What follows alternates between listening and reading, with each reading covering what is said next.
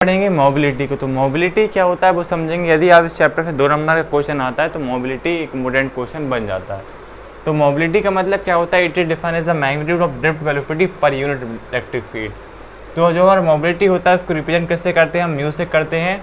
और इसका जो फॉर्मूला बनता है क्या बनता है, magnitude of drift velocity. Drift velocity को हम रिप्रेजेंट कैसे करते हैं, वी डी से, और पर यूनिट मतलब कि अपॉन में इलेक्ट्रिक फील्ड, ये हमारा इसका म्यू इज इक्वल टू में वी डी अपॉन में ई, इसका फॉर्मूला बन जाता है। और इसका मतलब क्या होता है मोबिलिटी का, मतलब कि ये हमारे मोशन को बताता है, इलेक्ट्रॉन का और होल्स का। होल समझ में आएगा आपको, 16 चैप्टर है इसका, 15 चैप्टर सेमीकंडक्टर। होल्स वहाँ पर मोशन कैसे करते हैं तो वो देखेंगे हम। इसको म्यू से रिप्रेजेंट करते हैं और इसका V D upon electric field इसका फॉर्मूला होता है।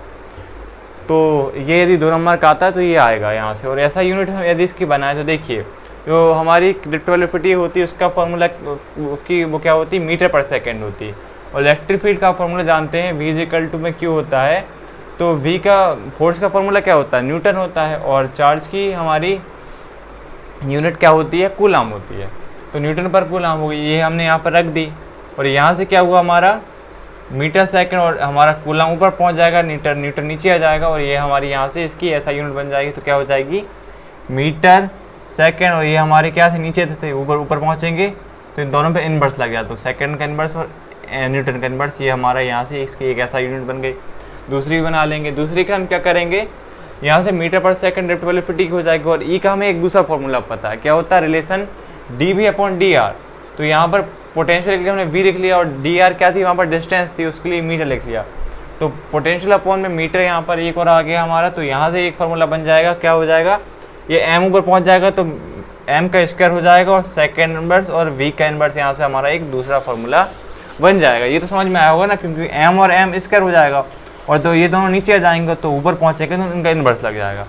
इसकी डायमेंशन और बात कर लेते हैं हम, क्या होती है इसकी। देखिए, जो हमारी ड्रिफ्ट वेलोसिटी होती है उसका डायमेंशन क्या होता है, LT-1। यदि आपको पता है तो अच्छी बात है, नहीं पता है तो लर्न कर लीजिएगा। LT-1 होती है। और E की वैल्यू आप जानते हैं, E की वैल्यू में क्या होती है हमारी, F/Q होती है। तो यदि आप F का जानते हैं, मतलब फोर्स की जो हमारी डायमेंशन क्या होती है, ML जो लिखी भी हुई है, MLT-2, ये हमारी किसकी, फोर्स की होती है। और हमारी चार्ज की पता है आपको, ET होती है। तो यहाँ से क्या करेंगे हम, यदि ET को ऊपर लेके गए तो MLT यहाँ से कितना है, यहाँ एक T-2 और यहाँ पर T है, एक T ऊपर पहुँचेगा तो ये माइनस का हो जाएगा। तो माइनस के होने से क्या हो जाएगा, ये और T-2 और T-1 प्लस हो जाएंगे। तो यदि ये इस तरह से हुआ, ये T-2 था और एक और ऊपर पहुँच गया, तो ये T- एक और पहुंच गया, तो ये कितना हो गया, T-3 हो गया। तो इस तरह से ये हो गया। तो ये MLT-3 और ये ऊपर पहुंच गया तो ये इनवर्स हो गया। तो इस तरह से कर दिया। अब यहाँ पर क्या करेंगे हम, अब इसको ऊपर पहुंचा देंगे। तो M यहाँ पे हमारा अपॉन में था तो माइनस का हो जाएगा। L यहाँ पर 0 क्यों हो जाएगा, इस वाले L से ये वाला L कट हो जाएगा। और यहाँ से ये T हमारा माइनस का बने यहाँ पर ऊपर से पहले से, और यहाँ पर T हमारा -3। तो इस तरह से ये ऐसा हो जाएगा। देखिए, T-1 और T-3 हमारे नीचे, तो T-3 ऊपर पहुंचेगा तो प्लस का हो जाएगा। तो -1 में से 3 जाएगा तो कितने बचेगा, T2 बचेगा।